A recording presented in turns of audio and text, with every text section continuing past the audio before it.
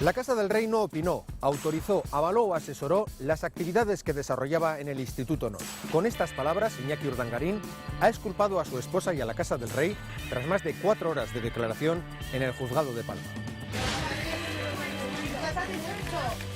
No sabemos si el comunicado que leyó Iñaki Urdangarín ante el juez será suficiente para que la Casa Real y la infanta Cristina salgan indemnes. Este escándalo parece no tener fin.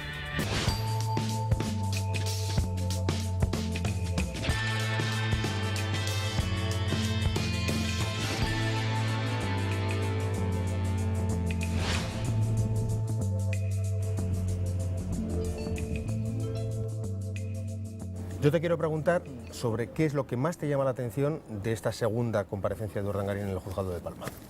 Que el objetivo fundamental en estos momentos de Urdangarín y su papel es exculpar a la familia real en este caso. Que todo termine en él, si tiene que terminar en él, que no vaya más allá.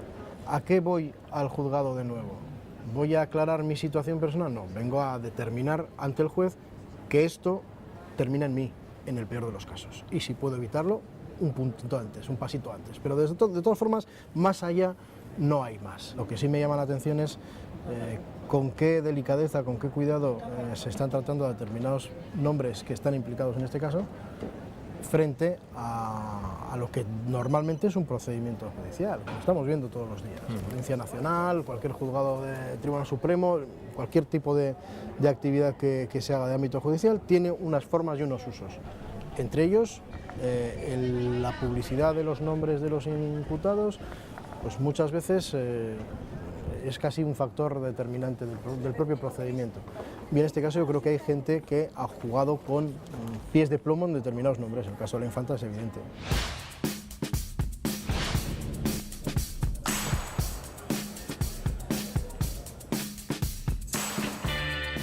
Javier Tajadora, tú eres profesor de Derecho Constitucional en la Universidad del País Vasco. ¿Estás siguiendo el caso Urdangarín? Sí, lo estoy siguiendo, vamos, por un doble motivo, como ciudadano interesado, porque es un problema de la máxima gravedad, y luego también por razones profesionales, porque soy profesor de Derecho Constitucional y precisamente lo que explico es instituciones políticas.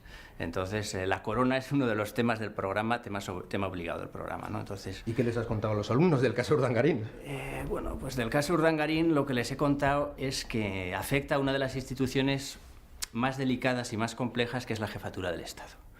El prestigio de esa institución está erosionado por el caso Urdangarín y es necesario romper el vínculo de Urdangarín con la corona. Lo primero que quiero preguntarte es por los delitos que se le imputan ahora mismo a Iñaki Urdangarín. Sí, pues los delitos son muchos: fraude, prevaricación, cohecho, tráfico de influencias y una serie de delitos fiscales. Todos esos delitos, las penas sumadas, pues podrían dar lugar a 10, 12 años, es decir, una pena por la cual, si es condenado definitivamente por eso, tendría que ingresar en prisión. Iñaki Urdangarín lo está pasando francamente mal, pero se entiende. Imaginemos su situación: una persona triunfadora que ha casado estupendamente con una hija de un rey, que está paseando por cortes europeas. Hay que recordar, Urdangarín lo hizo muy bien en su primera época, se portó desde el punto de vista de cómo moverse muy bien, encajó muy bien y estaba muy bien. Es que eso ha desaparecido para siempre seguramente. No solamente le insultan por la calle, es que a sus hijos, cosa que me parece horrible, a sus hijos en el colegio, por la calle, les están insultando. Entonces, claro, se entiende que esté absolutamente destrozado y se le nota que cuando fue esta segunda vez a declarar ante el juez, es un personaje roto, físicamente demacrado, por supuesto con más canas, pero se entiende, es que se ha metido en un gran jaleo. Tengo para mí que no ha acertado en la elección del abogado y sobre todo no ha acertado en haberlo convertido en portavoz, porque Pascual ha dicho cosas inconvenientes y negativas y peligrosas varias veces, como por ejemplo aquella afirmación suya de que ha sufrido un empobrecimiento injusto. Oye, usted, es un insulto a la inteligencia y a la gente que anda mal de perras, porque si ha habido empobrecimiento es porque antes hubo enriquecimiento injusto y luego, hoy por hoy, pobre no parece. El pasado mes de enero el juez impuso una fianza de más de 8 millones de euros a Iñaki Urdangarín y su exsocio Diego Torres. A esto se le suma ahora que el Duque de Palma tiene problemas para pagar la hipoteca del Palacio de Pedralbes.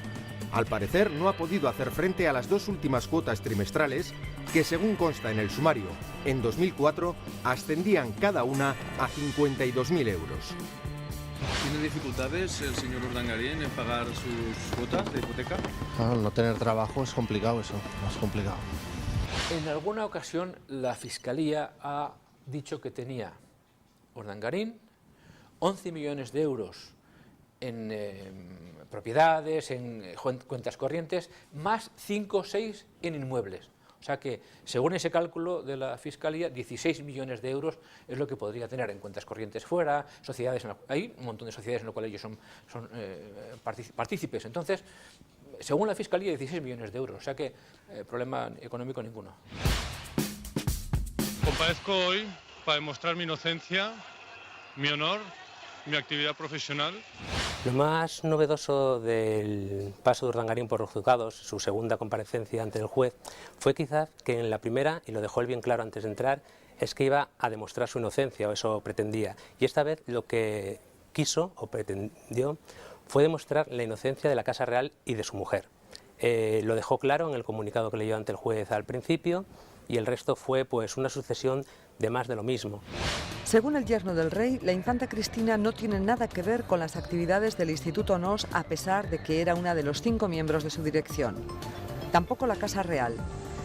La segunda comparecencia de Urdangarín ante el juez Castro ha tenido una especie de sorpresa, porque nadie esperaba que ocurriera eso. Y es que él, antes de empezar a contestar nada, dijo: quiero leer un documento, un papel. Era una cosa muy corta, eran 2 párrafos nada más, en las que decía con toda claridad: la Casa Real no tiene nada que ver con esto.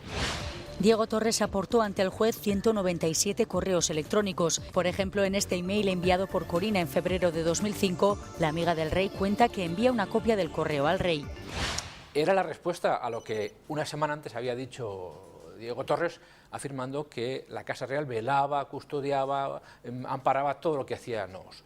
Entonces, esa declaración me parece muy sólida en la medida en que el juez, cuando tenga que tomar partido por uno de los dos, dirá: hombre, aquí hay uno que dice que la Casa Real estaba en todo el jaleo, pero este otro dice que no, por tanto, por lo menos empate. Estamos viviendo una gran farsa y además tengo la impresión que han decidido que toda la población es imbécil y por tanto es que nos vamos a tragar aquello que no tiene ninguna lógica.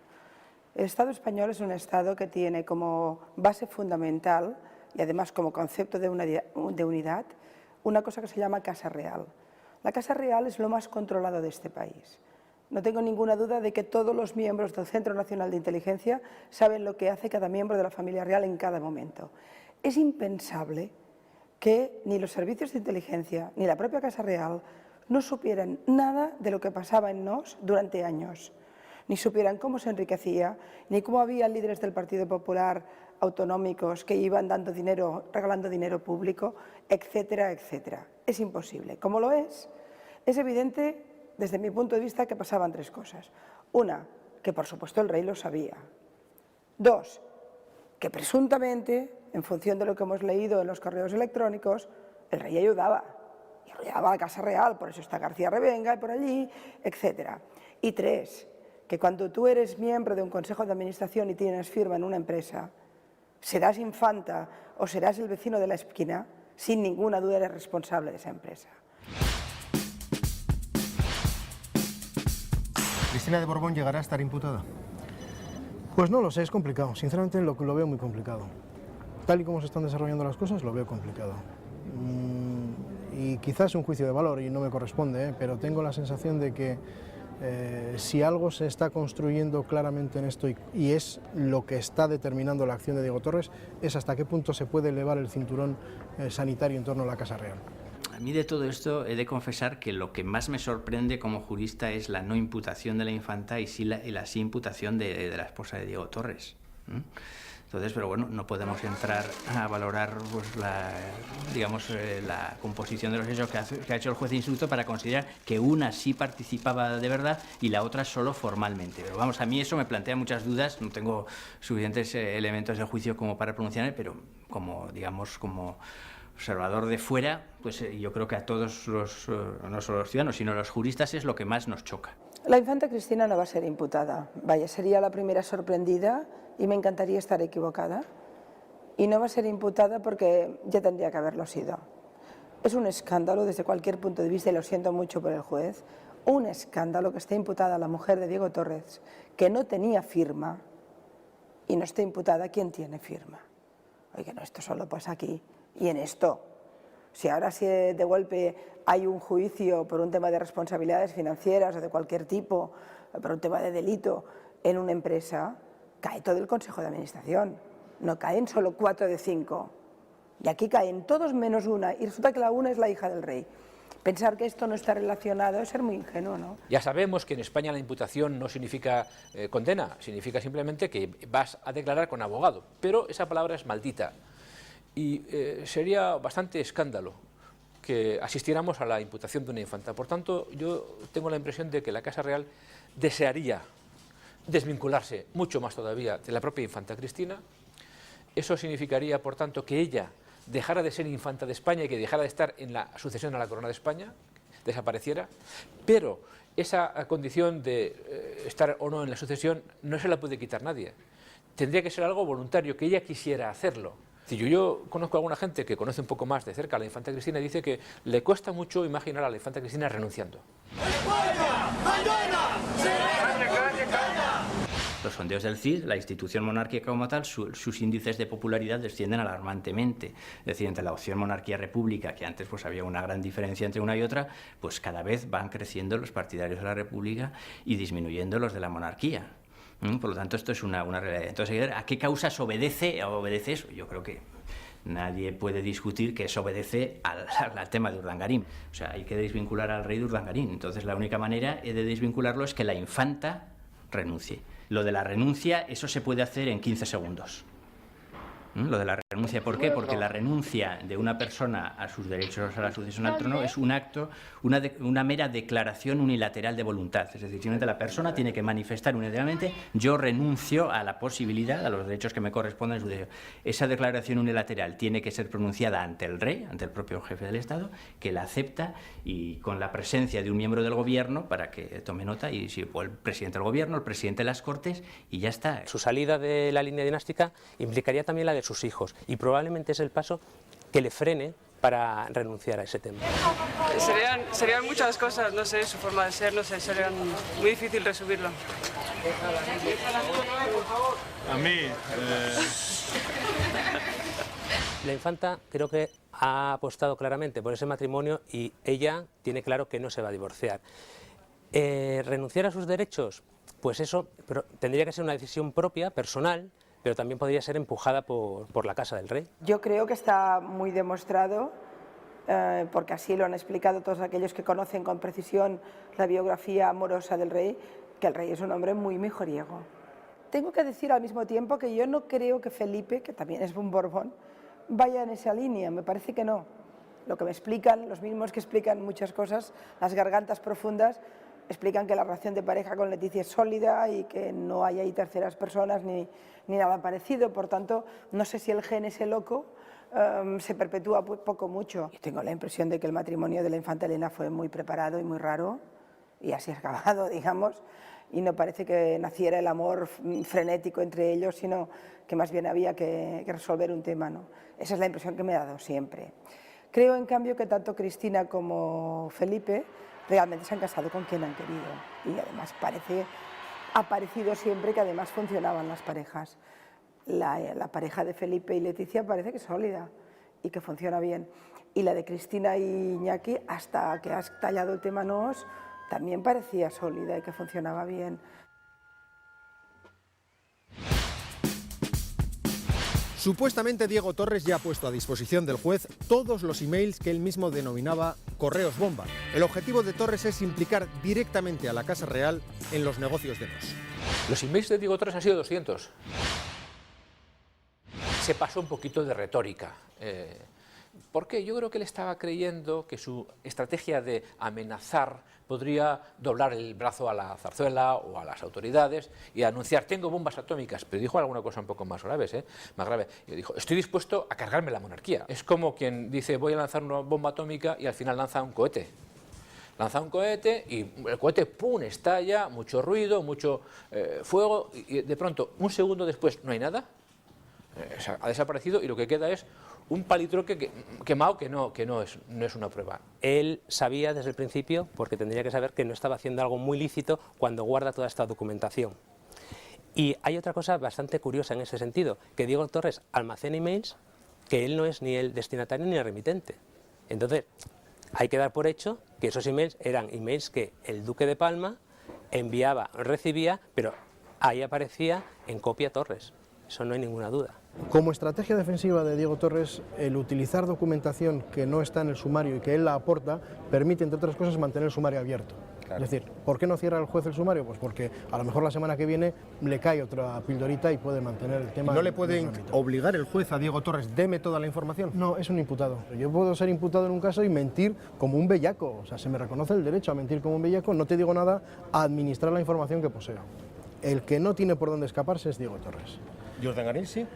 Urdangarín tiene su propia línea de defensa, según la cual él sostiene que en la práctica él es un elemento casi decorativo.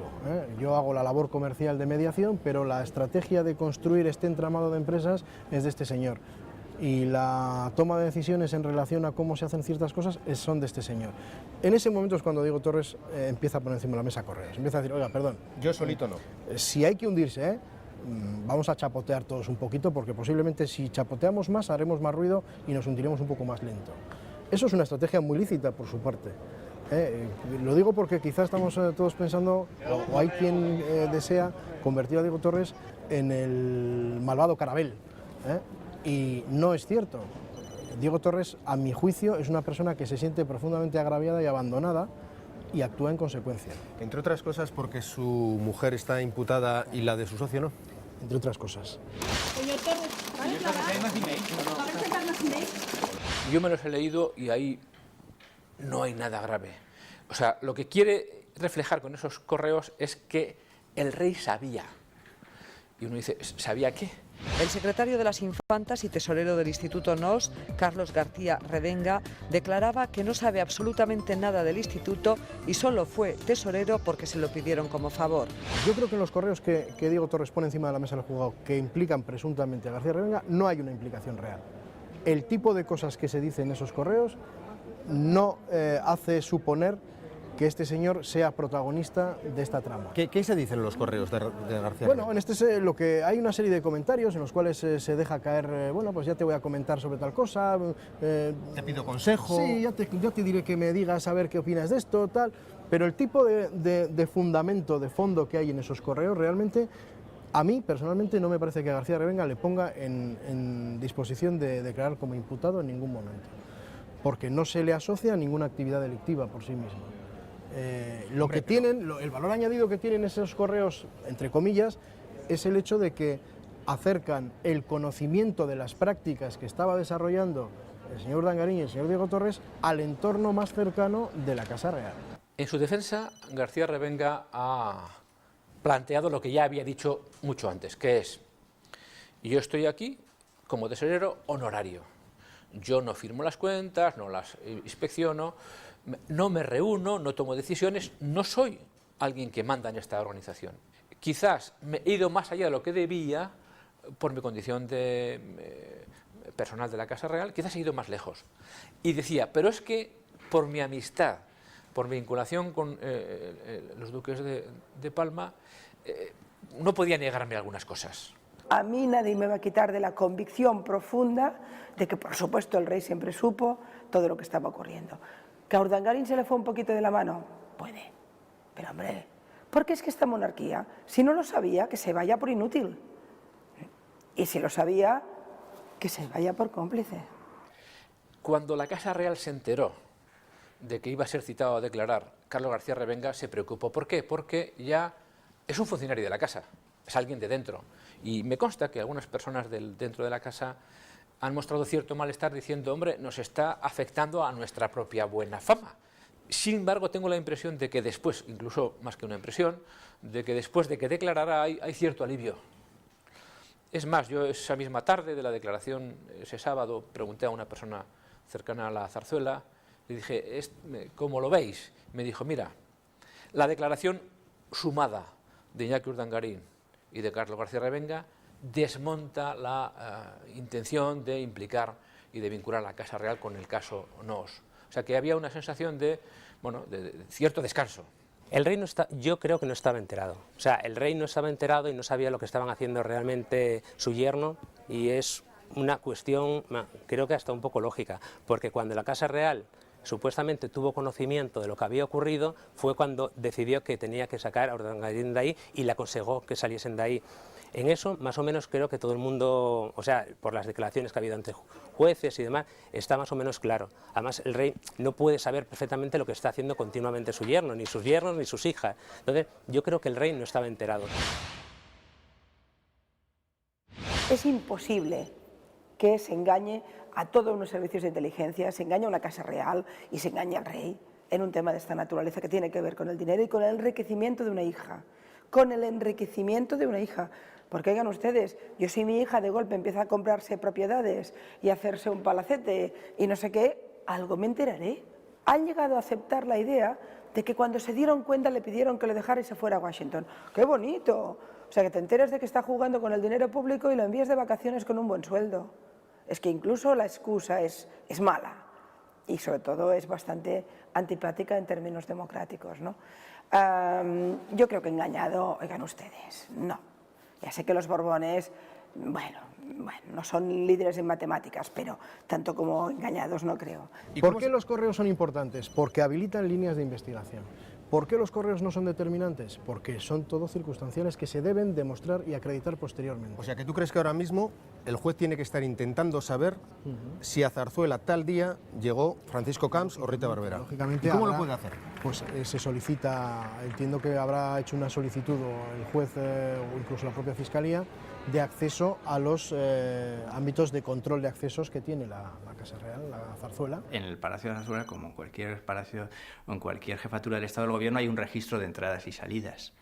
Es decir, los coches en control de la Guardia Civil y se toma nota de qué persona entra a qué hora y qué persona sale. Por lo tanto, si estuvo Camps, si estuvo Matas, si estuvo Diego Torres, eso se sabe que a qué hora entraron y a qué hora salieron. No tengo ni idea de si ha habido las reuniones famosas que decía Diego Torres en Zarzuela, pero tampoco no tengo ninguna duda de que los Camps y Barberás y Gallardón y los Matas y compañía, cuando trataban con Urdangarín, estaban tratando con el rey.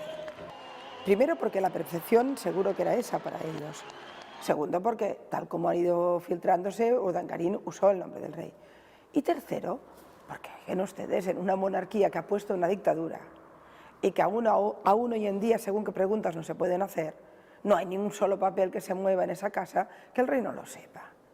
Por tanto, es igual que haya habido reuniones o no. A lo mejor no ha habido reuniones, pero ha enviado a Corina, que parece que era la chica de los recados. Aparte de ser una rubia profesional, era la chica de los encargos. Hace un año Corina comenzó siendo una artista invitada casi de refilón al saberse que acompañaba al rey en el momento del famoso accidente de la cacería de Botsuana. Pero hoy es una de las protagonistas de este culebrón. Concede entrevistas exclusivas para limpiar su reputación y explica qué relación y qué negocios tiene con la Casa Real. El mismo día que Iñaki Urdangarín declara en el juzgado de Palma, este periódico, El Mundo, obtiene una entrevista en exclusiva con Corina Sunsan-Wittgenstein. ¿Te parece casual, relevante? ¿Por qué da Corina esa entrevista al Mundo? Bueno, vamos a ver, yo creo que en este caso Corina está tratando de... ella interpreta que su papel en esta historia es lo que dice, lo que convierte en titular. Es decir, que nadie cuente conmigo para atacar al rey. Y cuando sale a decir que nadie cuente conmigo para atacar al rey, lo que ocurre es que tiene un efecto, a mi juicio, contrario. Es decir, bueno, hay argumentos por los cuales tus declaraciones podrían ser perjudiciales para el rey, entonces habrá que ver si parte de un procedimiento judicial que busca responsabilidades penales implica que tú declares y digas lo que sabes de este caso. Pero lo que está diciendo es, no cuenten ustedes conmigo, yo no voy a decir nada que pueda implicar a la familia real. Le implican dos cosas a Corina. Una, que quiere que vaya a la Valencia Summit. ¿Y cuál es el problema desde el punto de vista penal que vaya a la Valencia Summit? No hay ningún problema. ¿Qué delito hay ahí? Y que le agradece que había asistido y eres estupenda y te lo agradezco muchísimo y eres magnífica. Penalmente, que segundo asunto, que estaba haciendo gestiones para dar una oferta de empleo a Urdangarín de una fundación privada, Laureus, que se dedica al deporte, y que allá ella sí hace una fundación y le hace una oferta de 200.000 euros que al final no quiso aceptar Urdangarín. ¿Cuál es el delito que existe en estos correos? ¿Que gestionó un empleo para Urdangarín? ¿Y?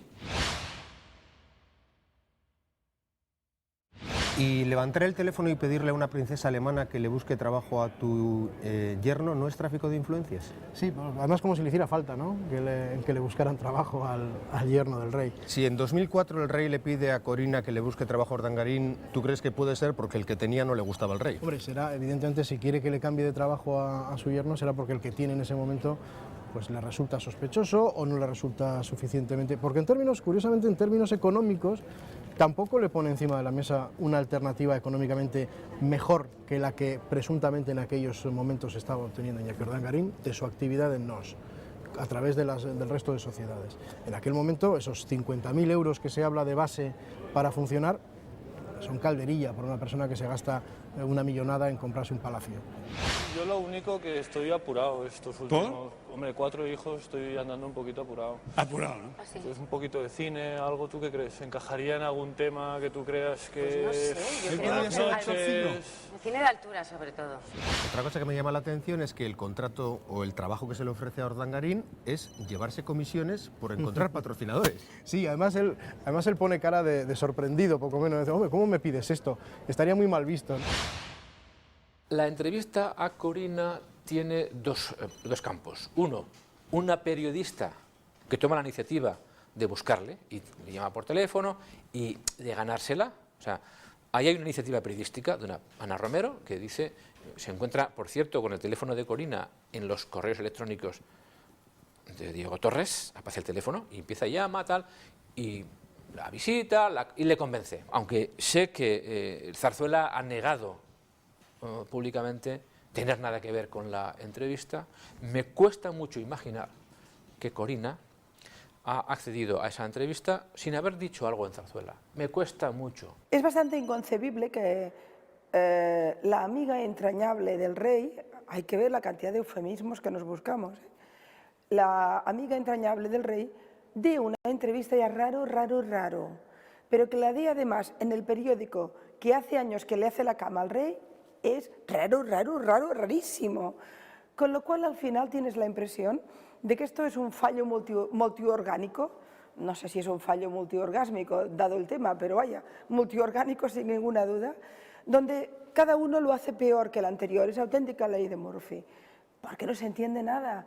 Es decir, si la Casa Real quiere trabajar para destruir a la institución, lo está haciendo con una eficacia extraordinaria. ¿Por qué una entrevista en exclusiva, no una declaración pública? Pues porque en las casas reales las cosas no se hacen así. ¿Ah, no? No, yo no creo que...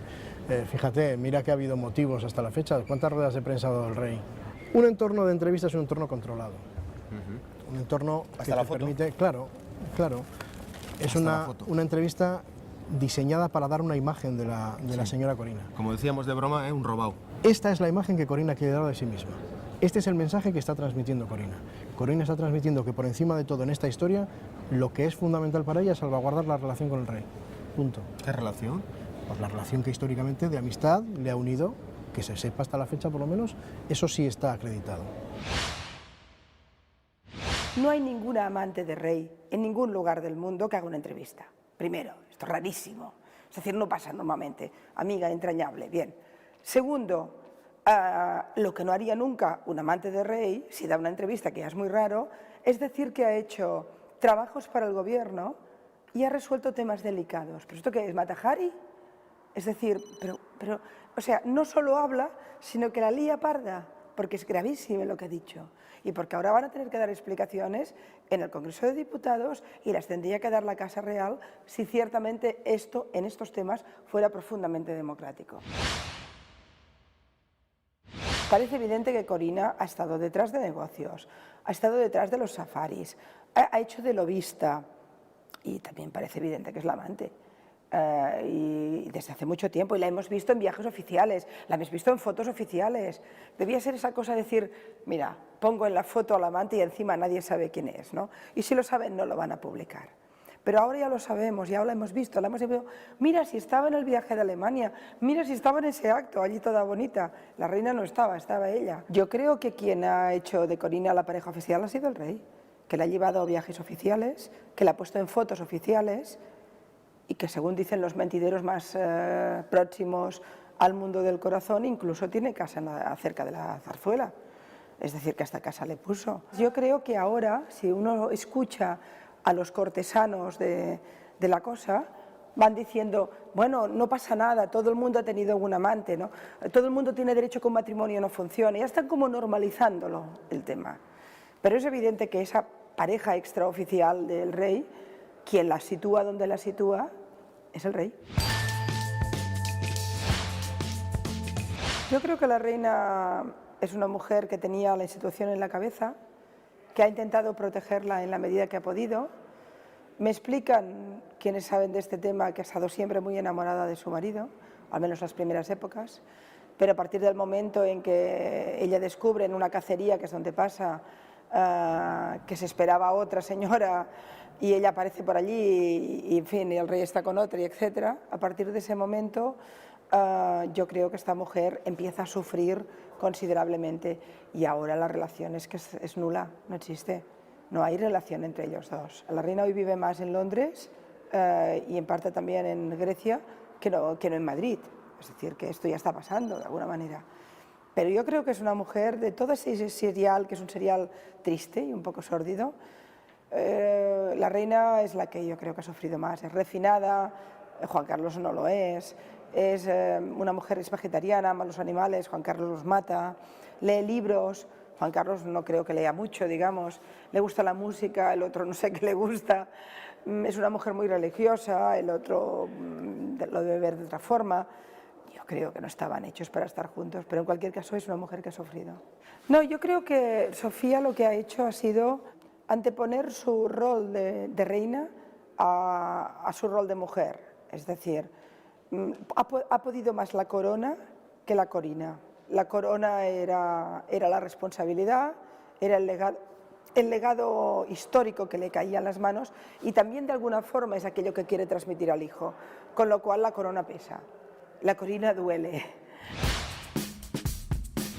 En realidad, todos los actos del rey tienen que ser refrendados, es decir, la decisión la tiene que tomar otra persona asume la responsabilidad por las cosas que hace el rey. Hay dos cosas que sí que el rey libremente las hace, no se responsabiliza a otro, y una de ellas es distribuir libremente el presupuesto.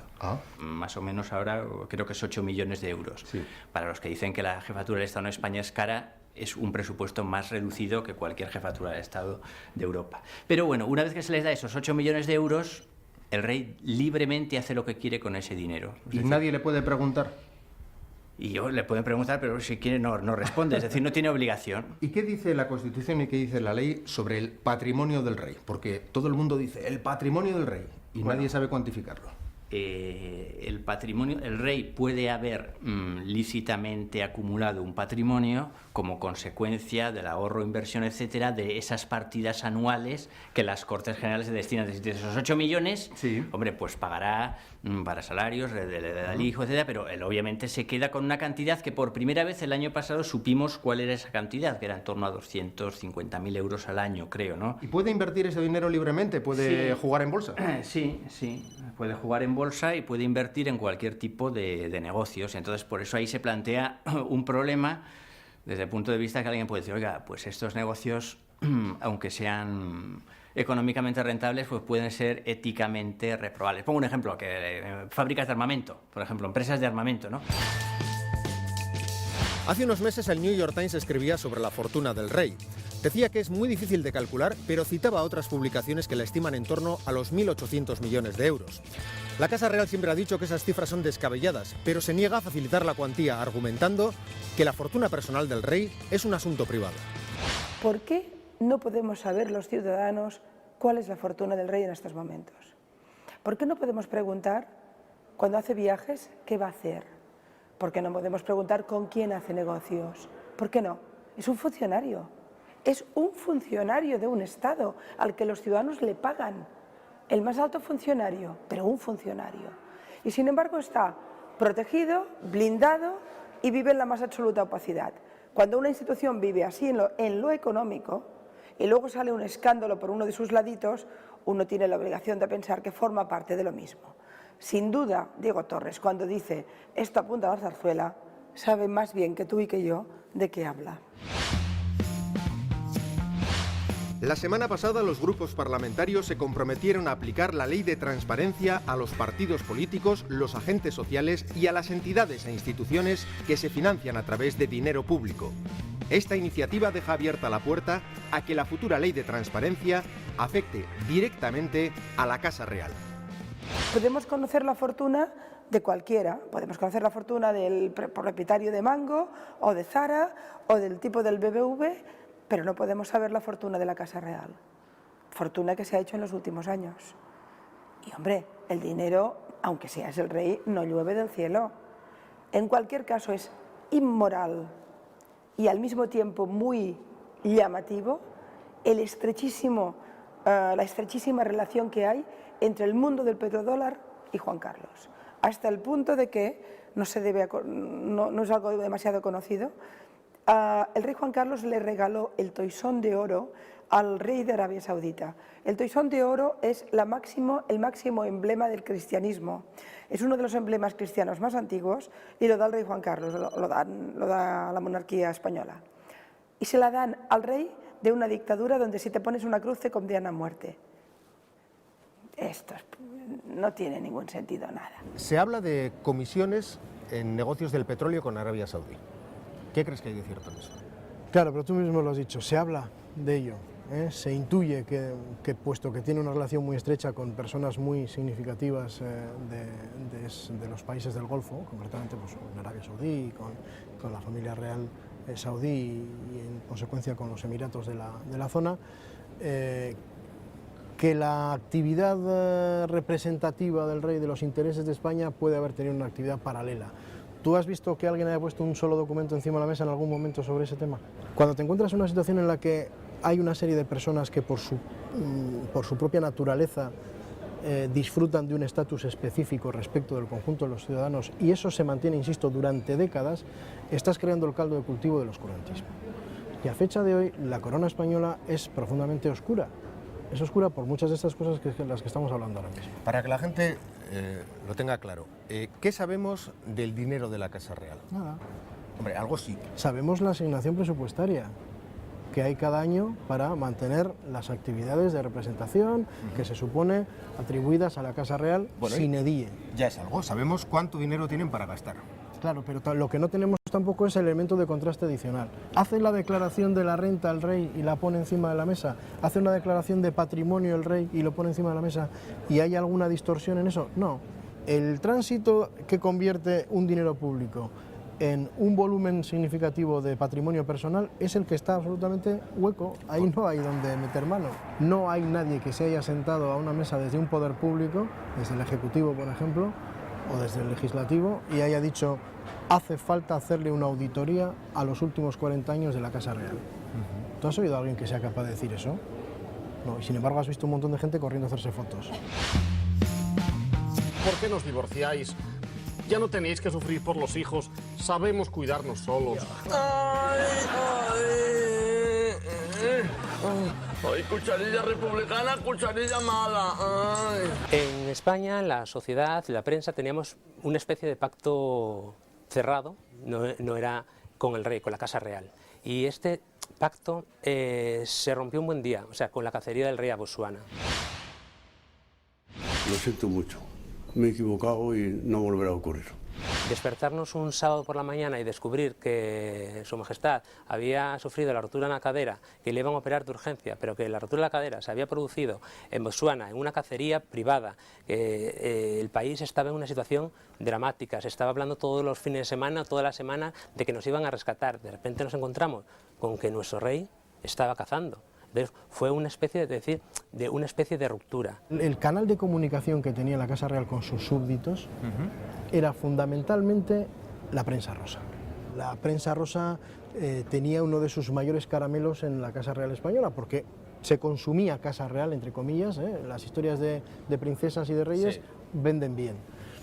Entonces, ¿por qué te digo que esto se les ha vuelto en contra? Porque se ha transformado el núcleo central de actividad de la prensa rosa. Es decir, las empresas, los medios audiovisuales y escritos que han hecho históricamente prensa rosa, se han encontrado con una forma de hacer prensa rosa radicalmente distinta, en la cual el que sale en la foto no es aquel al que debe ensalzarse, sino es aquel al que hay que pasarle facturas. Y la prensa rosa en estos momentos se basa fundamentalmente en zumbar a una serie de gente y tener a otros más o menos cercanos. ¿Qué le ha pasado a la Casa Real en esta historia?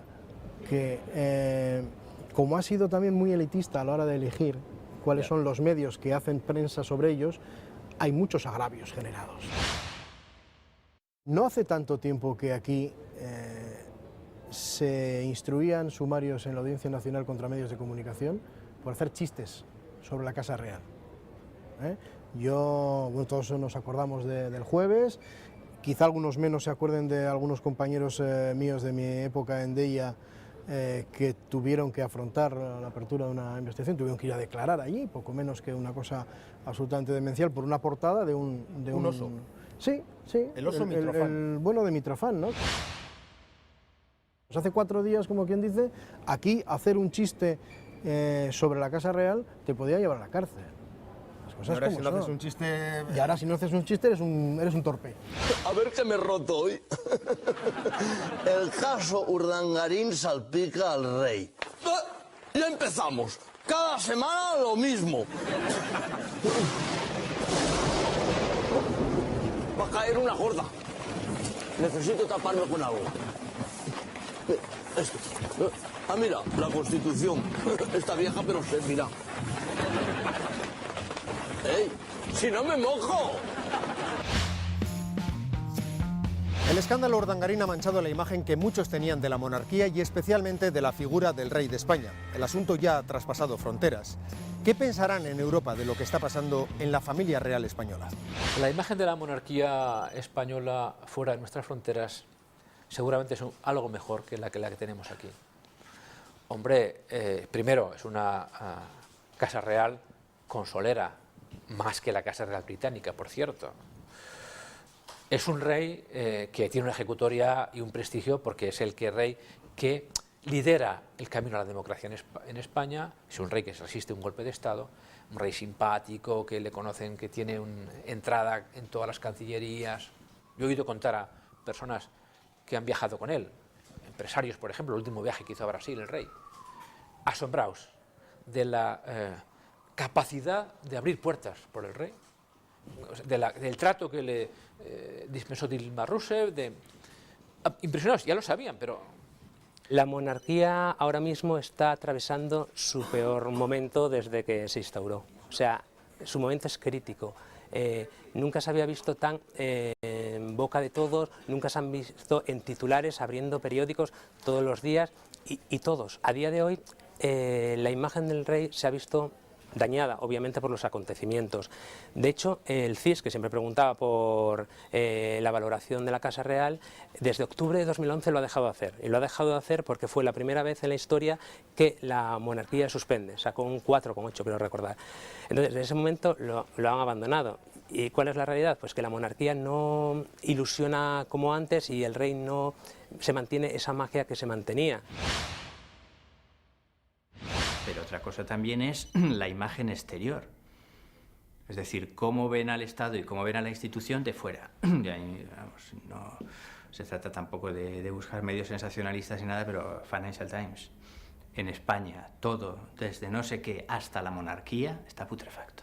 Eso ha dicho claro, el Financial Times. Eso venía en el Financial Times de hace Ya. 10 días Que o no- así. que no es un decir, medio- la imagen de... O sea, hoy en la prensa extranjera, pero norteamericana, inglesa, etcétera, España es el foco de todas las corrupciones. Preocupa el caso Bárcenas y el caso Urdangarín, porque convergen los dos, tienen un mismo origen, que es la trama Gürtel, y ponen en cuestión al gobierno y al jefe del Estado. A la vez los dos, a la vez a los dos. Yo creo que la monarquía está en la peor situación de su historia desde la reinstauración por parte de Franco, porque le han estallado todo, le ha estallado el tema sentimental, le ha estallado el tema económico, le han estallado un hijo, un nieto se pega un tiro en el pie, el otro mata elefantes, hay una colina por en medio, el yerno hace lo que hace, en fin, todo eso, la Sofía se va a comer huevos de Pascua, todo es un poco loco. Dicen las voces más serias y más monárquicas en el sentido profesional del término, que la abdicación salvaría a la institución. La Constitución prevé la figura de la abdicación, como es obvio, pero dice que tiene que haber una ley orgánica que la desarrolle. Y cuando el título de la corona en la Constitución dice una ley orgánica desarrollará, esa ley orgánica en 35 o 30 y pico años no se ha hecho. O sea que hay un Ahora bien, artículo... pero esa ley se puede hacer en una tarde. ¿Ah, sí? Sí, no tiene mucha complicación, hombre, una ley se puede hacer, exagero igual dicen en una tarde, pero si los políticos tienen voluntad de acuerdo y ven que hay necesidad acuciante de resolver un problema, son capaces de hacer una ley orgánica de la corona como fueron capaces de reformar la Constitución en 10 días. Javier, pero sin embargo, no hace 10 días lo que ha dicho la Casa Real es justo lo contrario. No ya que no va a abdicar, sino que ni se lo plantea. ¿Ese manifiesto, esa declaración te sorprendió? Bueno, lo que pienso es que si cuando el rey abdique no lo va a avisar como hizo el Papa 20 días antes, sino que será inmediato. Es decir, no va a anunciar dentro de 2 meses, no, porque ahí tendría que haber un factor sorpresa, y aunque diga eso es como... Cuando Rajoy pide el rescate, no va a decir voy a pedir el mes que viene el rescate, sino dirá y jurará que no lo va a pedir hoy y mañana lo pedirá. ¿Por qué debería abdicar el rey? Nos preguntamos, ¿por qué? ¿Por qué motivo? ¿Porque es culpable en algo de lo que estamos hablando del caso Novos tal? No. Es verdad que tiene achaques, pero son achaques que tienen que ver sobre todo con las extremidades inferiores, con el caminar, la columna, la rótula y el tendón de Aquiles. Pero para reinar y para gobernar esto te ayuda a moverte, pero el gobierno está aquí. Y si tiene él la capacidad, pues entonces está en condiciones. Es que además él no quiere. Él no quiere. Por 2 motivos. Porque se encuentra fuerte, lo dice siempre que puede, tengo ganas, estoy fuerte. Y porque yo pienso que él tiene la voluntad y el deseo de que la última etapa de su vida como rey no sea esta. La voluntad es matarme y ponerme un pino en la tripa todos los días en la prensa. Que es muy tormentosa y negativa y llena de incidentes. Quiere una etapa final buena, tranquila. Yo creo que objetivamente no ha habido peor momento en términos de imagen pública de la Casa Real que ahora. No ha habido mayor grado de rechazo de la actividad de la corona que el que ha habido ahora mismo. ¿Tú ese regalo le dejas al hijo? Mira, en el imaginario colectivo de la sociedad española hay un factor fundamental que han conseguido asentar a base de repetirlo sistemáticamente. Y es que poco menos que la democracia en España se sostiene gracias a la acción del rey. Eso nos contaron. Si no hubiera sido por el papel histórico que asume el rey en un momento determinado, papel histórico que empieza, entiendo, cuando acepta la orden de sucesión que establece Francisco Franco. Y hacer cumplir las leyes fundamentales del reino y guardar lealtad a los principios que informan el movimiento nacional. Desde la emoción en el recuerdo a Franco, ¡viva el rey! ¡Viva! ¡Viva España! ¡Viva! Que si no fuera por todo aquello y por su papel en el golpe del 23F y por toda esa historia que nos han contado, pues aquí estaríamos poco menos que sometidos a una bota militar sistemáticamente.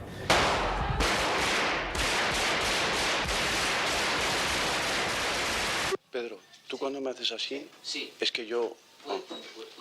Que tomen todas las medidas necesarias para mantener el orden constitucional. Ese activo no lo tiene Felipe.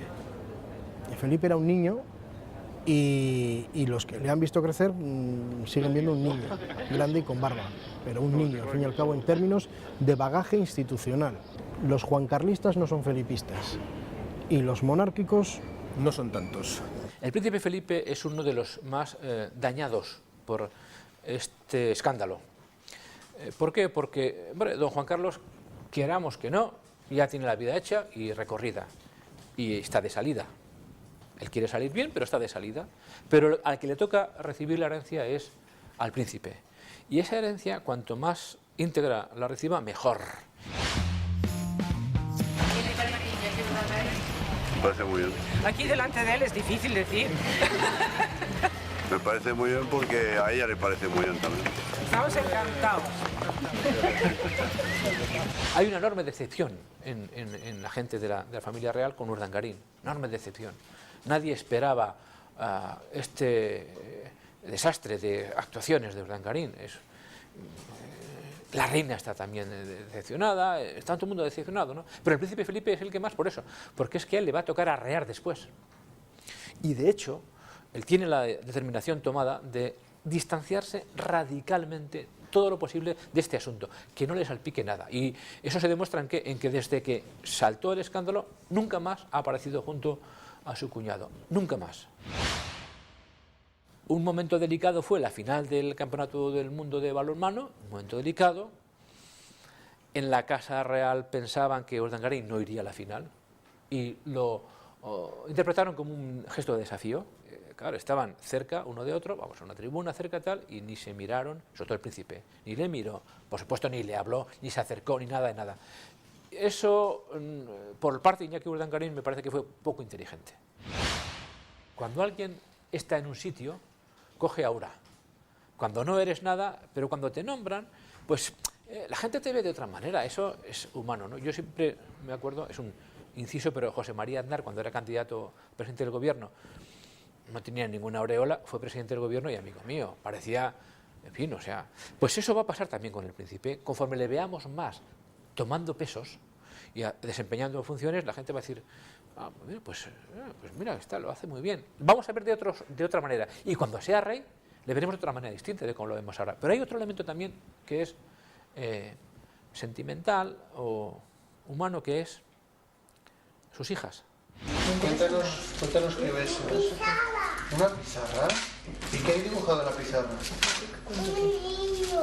Me consta que en algún caso algún asesor de la zarzuela le ha dicho al príncipe, vamos a sacar más a las infantas. Son de un reservado en esta Casa Real espectacular. Y vamos a sacarlas un poquito más. Eso, desde el punto de vista de la gran masa de la población, del pueblo llano, eso es muy eficaz y va a hacer mucho bien para la monarquía. Otro ejemplo, la Casa Real Británica, que lo ha pasado de a kilo durante mucho tiempo, en este momento tiene un aprecio del 80%, valoración de los ciudadanos británicos de aprecio. La Casa Real Británica ha hecho muchas cosas. Una de ellas, la reina tirarse en paracaídas con la Olimpiada de Londres. Y esa dice, qué cosas más raras, y con James Bond. Esas cosas son imagen.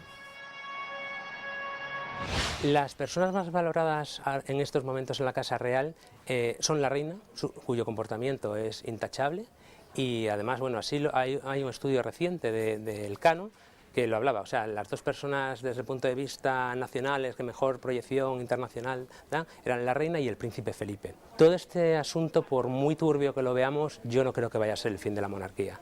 O sea, la monarquía sigue haciendo un papel clave, sigue teniendo una cuestión de representatividad que es muy llamativa, o sea, y es muy buena para el país.